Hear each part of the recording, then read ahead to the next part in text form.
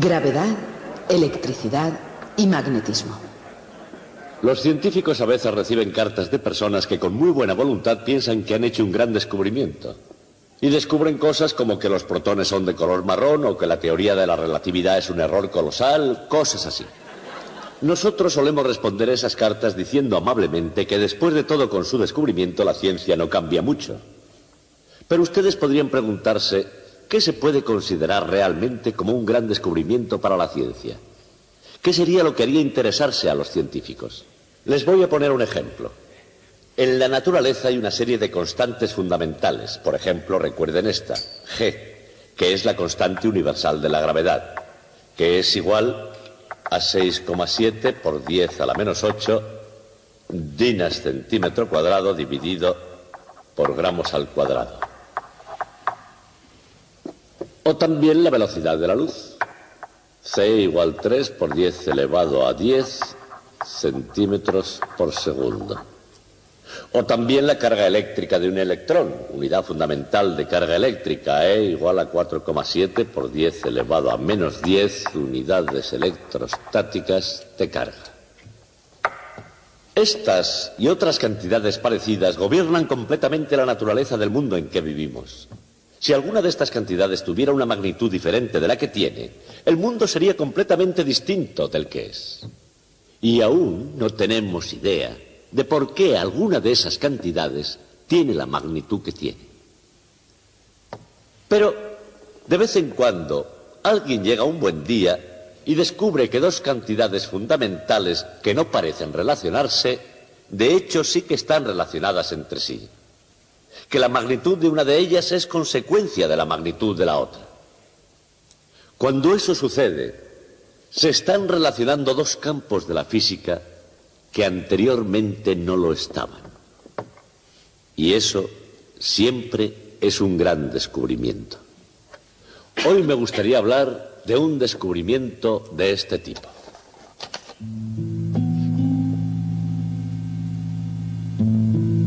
Los físicos no son todos iguales.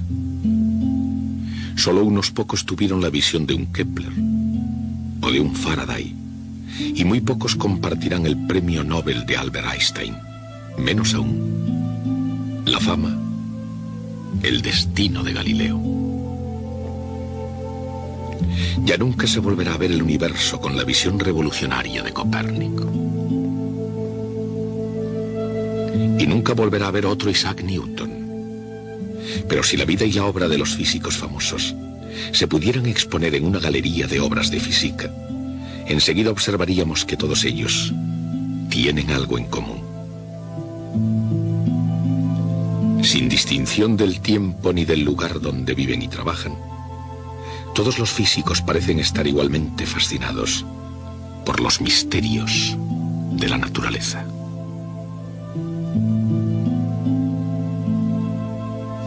Por ejemplo, la misteriosa naturaleza de la luz. La propia idea de la luz, y especialmente la velocidad de la luz, fue algo tan difícil de comprender como la inimaginable inmensidad del universo. En términos cósmicos, el Sol, una estrella bastante común, está relativamente cerca y su luz llega a la Tierra en unos pocos minutos. Pero desde el espacio más profundo, la luz viaja tanto que su proyecto no se mide ni en minutos ni en horas, sino en años luz. La estrella más próxima a la Tierra, más allá del Sol, se encuentra a 4 años luz de distancia, lo cual significa que desplazándose a 300.000 kilómetros por segundo, la luz de esa estrella tarda 4 años en llegar a la Tierra. Y año tras año, aquí en la Tierra, la cosa más imposible sobre la velocidad de la luz era encontrar un método preciso de medirla. De hecho, durante mucho tiempo, la velocidad de la luz era algo más allá de la capacidad de comprensión. En la antigüedad, los científicos la consideraban como algo infinito, como un fenómeno que viaja instantáneamente desde la fuente hasta el observador. Pero unas cuantas personas comenzaron a sospechar algo diferente. En 1675, Olaus Rømer, astrónomo danés del Real Observatorio de París, observó un aparente retraso en los eclipses de los satélites de Júpiter y lo utilizó para estimar la velocidad de la luz. En 1849, Armand Fizeau utilizó una rueda giratoria para medir la velocidad de la luz. La midió tanto en el aire como en el agua.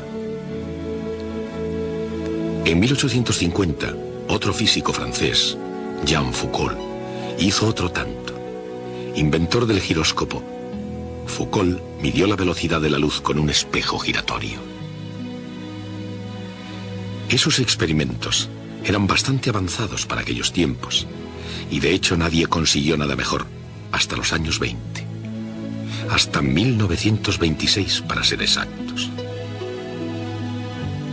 Ese año, el profesor Albert A. Michelson midió con precisión el tiempo que la luz tardaba en recorrer la distancia entre dos picos de montaña en Los Ángeles, del Monte Wilson al Monte San Antonio. Las dos cumbres están separadas unos 30 kilómetros. La luz necesitó en su recorrido una 10.000ª de segundo. Era un tiempo suficientemente grande para que Michelson hiciera la medida con precisión. 30 kilómetros. En una 10.000ª de segundo fueron los componentes de Michelson para medir la velocidad de la luz. Michelson informó que la velocidad de la luz es igual a 299.796 kilómetros por segundo, que es casi exactamente 3 por 10 elevado a 8 metros por segundo.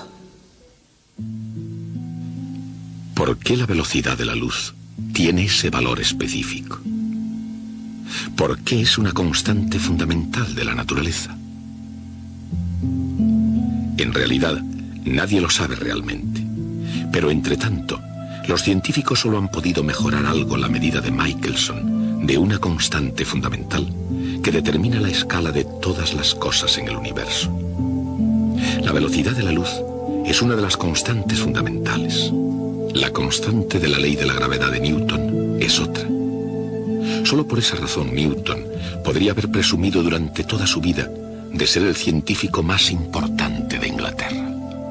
Pero en el terreno de la experimentación científica, Newton no podía competir con Henry Cavendish, físico inglés, que midió la constante de la gravitación universal. Cavendish, en ese proceso, no solamente pesó el Imperio Británico en toda su extensión, sino que de hecho pesó todo el planeta. En alguna medida, pesar el mundo es sin duda alguna todo un logro. Pero así como nunca hubo otro científico tan ambicioso como Cavendish, tampoco hubo nadie tan modesto como él. Cavendish no hizo público hasta su muerte su cuaderno de notas. Y en cualquier caso, tanto si uno oculta sus papeles como hizo Cavendish, como si los publica, como hiciera Galileo Galilei, todos los grandes físicos coinciden en llevar libretas de apuntes. Y esos apuntes, sin importar temas o estilo para una eventual publicación, todos parecen ser viajes al mundo de la experimentación. Frecuentemente un laboratorio de física puede parecer aburrido, y a veces lo es. Y sin embargo, ahí es donde la física del universo juega un papel sobre bases uniformes. Y bajo esa luz, un laboratorio ordinario puede ser visto como un lugar mágico, rasgando el espacio casi tan rápido como nuestra imaginación pueda imaginar. ¿Qué hay más mágico que la luz?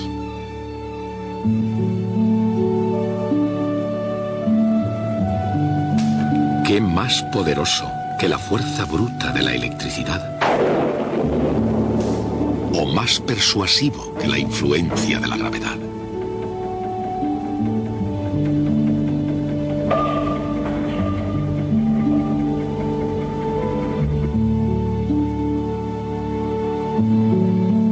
Electricidad y gravedad.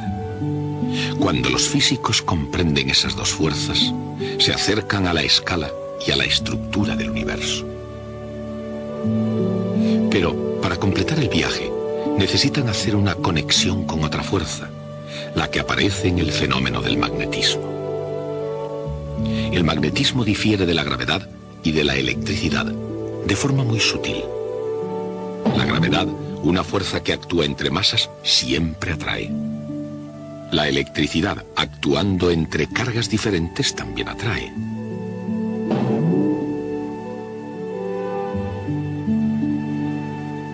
Pero actuando entre cargas del mismo signo, repelerá.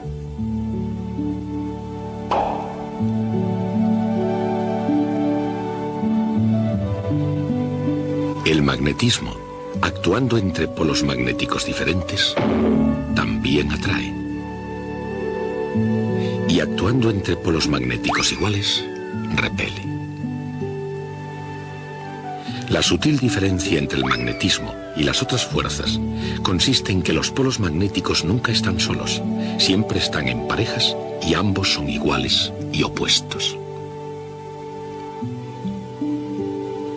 A pesar de sus diferencias, la gravedad y la electricidad obedecen a leyes de fuerza similares y así lo hace el magnetismo también.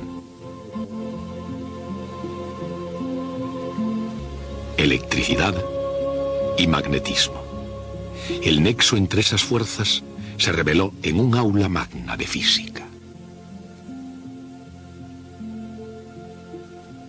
El descubrimiento del nexo entre electricidad y magnetismo fue realizado en 1820 por Hans Christian Ørsted. Y cuenta la leyenda que Ørsted hizo su descubrimiento durante una conferencia mientras hacía un experimento por casualidad. Algunas personas no creen que los descubrimientos científicos puedan hacerse así, por casualidad.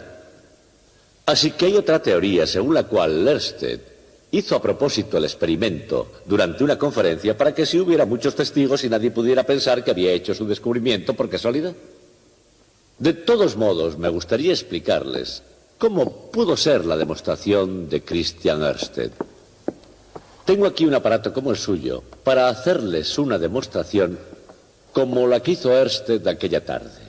Pongámonos a imaginar. Estamos en 1820 en Copenhague. Es por la tarde y vamos a hacer un experimento en público, pero de gala. Ustedes son la crema de la sociedad de Copenhague. Las mujeres van con vestidos de noche y los hombres de levita. Y yo soy Hans Christian Ørsted, pensador genial, pero un poco torpe e inepto experimentador, además de miope. Ya sé que es difícil que ustedes crean que esta situación es real porque yo no soy miope. Pero usemos nuestra imaginación y hagamos lo que podamos. Bien, 20 años antes de 1800, Alejandro Volta había inventado la batería eléctrica o pila voltaica. Y así, por primera vez, había una fuente fiable de corriente eléctrica. He conseguido una pila voltaica original preparada para nosotros en la ferretería de la esquina. Ørsted sabía que las corrientes eléctricas originaban fenómenos curiosos, por ejemplo, cambios de unos compuestos químicos en otros, o que un cable portador de corriente convertía la electricidad en calor, o incluso en luz. Él estaba absolutamente seguro de que su corriente eléctrica se convertiría igualmente en magnetismo. La idea era esta: haría pasar una corriente eléctrica por un hilo conductor situándolo perpendicular a la aguja de una brújula como la que ustedes están viendo. Al pasar la corriente a través del hilo, este se convertiría en un imán, y nosotros lo notaríamos porque la aguja magnética se pondría paralela al hilo. Ahora voy a necesitar un ayudante para hacer este experimento. ¿Quiere alguno de ustedes acercarse aquí? ¿Quiere usted ser mi ayudante, por favor? Debe usted venir aquí y lo único que tiene que hacer es cerrar este interruptor. Tire hacia usted el interruptor cuando yo le diga que cierre. ¿De acuerdo? Cuando mi ayudante cierra el interruptor, una corriente eléctrica recorrerá este hilo, y el hilo se convertirá en un auténtico imán, y lo sabremos porque girará la aguja de la brújula hasta ponerse paralela al hilo. Así que Ørsted coloca todo, y mantiene el hilo perpendicular a la aguja. Cuando la aguja gire, ellos verán el nexo entre electricidad y magnetismo. Descubierto por vez primera, este será uno de los grandes descubrimientos del siglo XIX. Un momento dramático. Cuando yo cuente 3, usted tire del conmutador. 1, 2, 3. Y no ha sucedido absolutamente nada. Ørsted también queda muy decepcionado. Por supuesto, él intenta otras cosas. Dobla el hilo, tira del imán y hace otros intentos por el estilo. Nada funciona, el imán no se mueve absolutamente nada. Está tan decepcionado que le dice a su ayudante que abra el interruptor. Anuncia que su experimento ha fallado y envía al público a casa. El público se levanta y comienza a abandonar la sala. Y su ayudante, que es muy listo, se da cuenta de que la batería no está completamente descargada. Y en aquellos tiempos, 20 años después del descubrimiento de la batería, no se desperdiciaba un poco de carga que quedase en la batería, aunque fuese poca. Ørsted tuvo la suerte de repetir el experimento. Reflexionó sobre ello y decidió hacer la única cosa que de hecho no había intentado, porque no tenía sentido hacerlo en absoluto. Así que lo que hizo esta vez fue colocar el hilo paralelo a la aguja magnética. No tenía ningún sentido, porque si está paralelo a la aguja y se convierte en imán, la aguja ya está alineada con él y no se movería nada de ninguna manera. Sin embargo, decidido a probar, aunque sabía de antemano que nada iba a pasar, sujetó nuevamente el cable paralelo a la aguja y le dijo a su ayudante lo que yo le voy a decir ahora. Ayudante, preparada, 1, 2, 3. La aguja imantada comenzó a moverse y Ørsted había descubierto el electromagnetismo. Ya puede apagar el conmutador, muchas gracias, puede retirarse. El motivo por el que Ørsted obtuvo un resultado tan sorprendente es la forma en que funciona el campo magnético de una corriente eléctrica. Si este es un cable que lleva una corriente eléctrica, justamente como el que estuvimos mirando.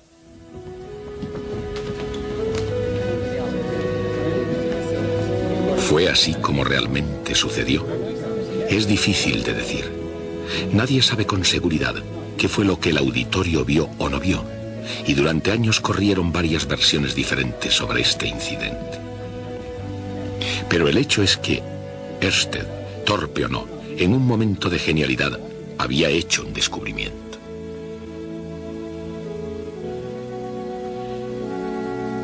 Electrificó las más finas mentes científicas del siglo XIX, y algunos intelectuales tardaron más de 50 años en aceptar. Pero, ¿y eso por qué? Una batería, una brújula y un trocito de cable. Era todo su aparato, era su concepto fundamental, un concepto tan poderoso que cuando finalmente fue comprendido, tuvo el inmenso poder de relacionar la electricidad ordinaria con las más extraordinarias luces del universo, con las estrellas.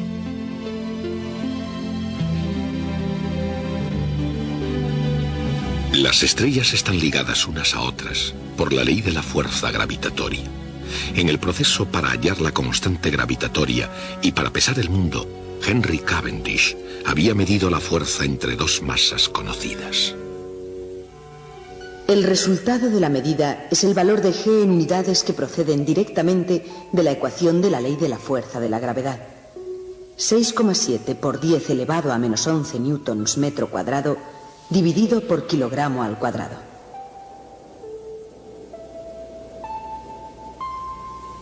También se puede utilizar una medida similar para hallar la constante eléctrica.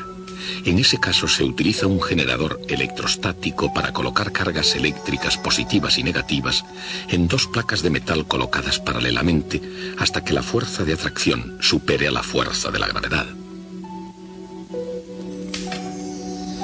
De la fuerza entre las placas se puede deducir la fuerza entre cargas puntuales. Y una vez más, midiendo esa fuerza, se obtiene la constante de la ecuación de la fuerza. Las unidades de la constante resultan directamente de la ecuación de la fuerza.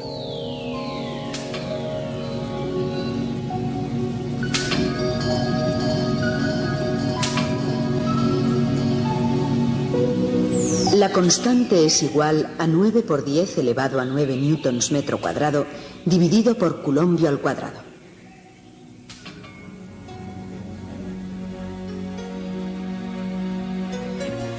Ahora ya no es un misterio el procedimiento para medir constantes y leyes de las fuerzas. Otra fuerza, como la fuerza magnética, otra medida. Otra constante con unidades a partir de la ley de la fuerza. Tres leyes, tres constantes. Y sin embargo, el punto decisivo del descubrimiento de Ørsted es que magnetismo y electricidad no son cosas distintas. Así, la constante magnética se debería encontrar a partir de la fuerza entre corrientes eléctricas. Si la corriente eléctrica fluye por dos barras metálicas, la fuerza magnética entre ellas es suficiente para que se atraigan. Aquí no hay polos magnéticos y la fuerza es proporcional a las dos corrientes medidas en amperios o coulombios por segundo y las longitudes de las dos barras en metros.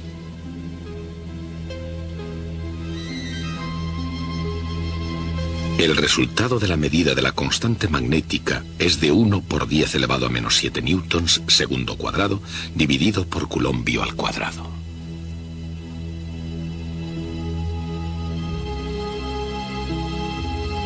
Muchos científicos del siglo XIX se dieron cuenta de la importancia de esas constantes. Pero solamente James Clerk Maxwell, 50 años después del descubrimiento de Ørsted, comprendió por fin su significado. Las fuerzas eléctrica y magnética, fuerzas fundamentales de la naturaleza, no son independientes. Están relacionadas entre sí. Y por ello, las constantes también deberían estar relacionadas de alguna manera. Pero, ¿cómo? K sub B dividido por K sub M tendría como unidades metros al cuadrado dividido por segundos al cuadrado. En otras palabras, el cuadrado de una velocidad. ¿Pero de qué velocidad? Su cuadrado es 9 por 10 elevado a 16 metros al cuadrado dividido por segundos al cuadrado. Dividiendo la constante eléctrica por la constante magnética da la velocidad de la luz.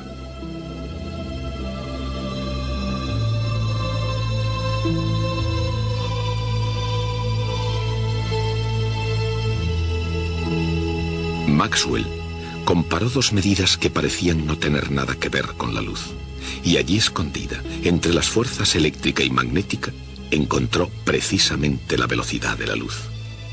Y ese descubrimiento inspiraría a Maxwell a desarrollar una teoría combinada que unificó los conceptos de electricidad, magnetismo y luz. Sin el descubrimiento de Maxwell, la percepción del mundo hubiera sido increíblemente diferente. Y lo mismo hubiera sucedido con el universo.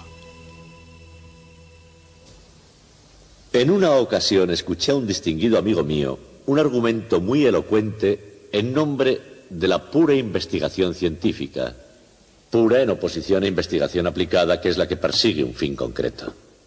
Lo que él dijo fue que el gran descubrimiento de James Clerk Maxwell conducía directa e inmediatamente al invento de la radio, luego al de la televisión y a toda la revolución en las comunicaciones a larga distancia que hemos visto se dan por todo el mundo. Y todo eso sucedió no porque Maxwell estuviera intentando descubrir un modo de comunicarse mejor, sino porque estaba pasando el rato con la naturaleza fundamental de la electricidad y el magnetismo. Y dijo que si Maxwell hubiera querido descubrir algo sobre comunicaciones a larga distancia, no habría estado pasando el rato con electricidad y magnetismo, habría estado haciendo experimentos con gigantescos megáfonos, transmisores y cosas así. Es un argumento bastante ingenioso y es correcto. Si volvemos la vista atrás a la historia, a veces esta nos reserva algunas sorpresas, porque la primera gran revolución mundial en comunicaciones a larga distancia tuvo lugar precisamente cuando Maxwell era un hombre joven, y él estaba de hecho muy interesado en las comunicaciones a larga distancia. El telégrafo había sido inventado en 1838 por Samuel Morse, y hasta 1850 el mundo estaba embarcado en una gran aventura tecnológica comparable a nuestra ida a la Luna. Colocar un cable telegráfico a través del Océano Atlántico que reduciría el tiempo de comunicación entre Nueva York y Londres de varias semanas a una fracción de segundo. Se envió un barco que iba desenrollando un cable a través de todo el Atlántico y de pronto en medio del océano el cable se le rompió. Todo había terminado. Bien, el joven James Clerk Maxwell celebró el acontecimiento escribiendo unos cuantos versos que me gustaría leerles a ustedes. El estribillo del poema dice: en el fondo del mar, en el fondo del mar. Por supuesto, siendo Maxwell un científico, no iba a escribir eso cada vez. Él tenía una anotación científica, una anotación algebraica. Escribió U para en el fondo del mar y dos U para en el fondo del mar, en el fondo del mar. Así está escrito. Leamos el poema. En el fondo del mar, No me llega ninguna señal. En el fondo del mar, algo seguramente ha ido mal. En el fondo del mar. Algo seguramente ha ido mal. Y el motivo no lo han podido desvelar. Algo ha roto el cable, o se ha estirado demasiado. En el fondo del mar. En el fondo del mar, a lo largo de tantas millas, ¿cómo pudieron ellos ir desenrollando un material tan duradero? Línea, toda flexible, elástica y resistente, en un agua tan fuertemente salada. En el fondo del mar, en el fondo del mar, pronto habrá montones de cables, porque se tenderá un cable y se intentará de nuevo y se solucionarán nuestros negocios de algodón y grano con una línea que nunca irá mal.